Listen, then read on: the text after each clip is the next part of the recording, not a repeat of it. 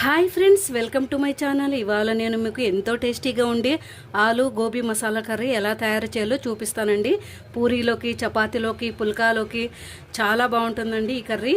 దీనికి కావాల్సిన పదార్థాలు ఏంటో చూసేద్దాం. 2 పెద్ద సైజు ఆలు ముక్కలు కట్ చేసుకొని ఈ నీళ్ళల్లోనే ఉడకబెట్టుకోవాలండి. 80% ఉడకబెట్టుకోవాలి. కొంచెం పసుపు వేసుకోవాలి. 80% ఆలు ఉడికింది. ఇప్పుడు ఒక ప్లేట్లోకి తీసేసుకుందాము. ఇదే వాటర్లో క్యాలీఫ్లవర్ ఇలా కట్ చేసుకొని ఇందులో వేసుకొని 80% ఉడకబెట్టుకోవాలి.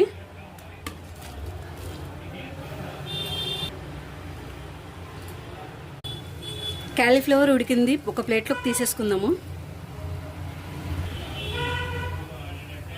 ఒక 2 స్పూన్స్ ఆయిల్ వేసుకోవాలి. 1 స్పూన్ జీలకర్ర వేసుకున్నాను. 2 పెద్ద సైజు ఉల్లిపాయలు కట్ చేసి పెట్టుకున్నాను. ఇందులోకి వేసుకొని మగ్గించుకోవాలి.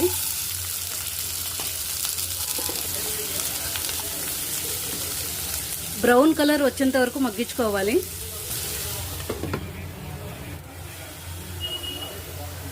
ఒక స్పూన్ అల్లం వెల్లుల్లి పేస్ట్ వేసుకుంటున్నాను.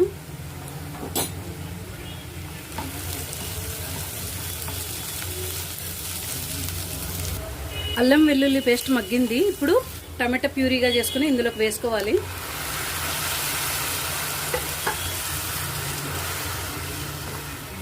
పది నిమిషాలు బాగా ఉడికించుకోవాలి.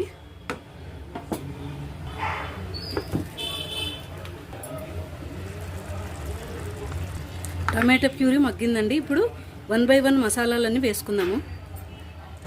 1 స్పూన్ కారం, 1 స్పూన్ ధనియాల పొడి, 1 స్పూన్ గరం మసాలా, రుచికి సరిపడా సాల్ట్, కొంచెం పసుపు. ఇవన్నీ వేసుకొని మసాలాలు ఉడికేంత వరకు మూత పెట్టుకొని 10 నిమిషాలు ఉడకబెట్టుకోవాలి.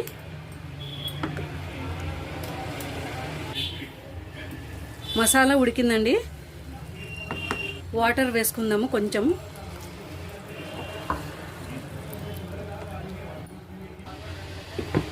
10 నిమిషాలు ఉడికించుకోవాలి.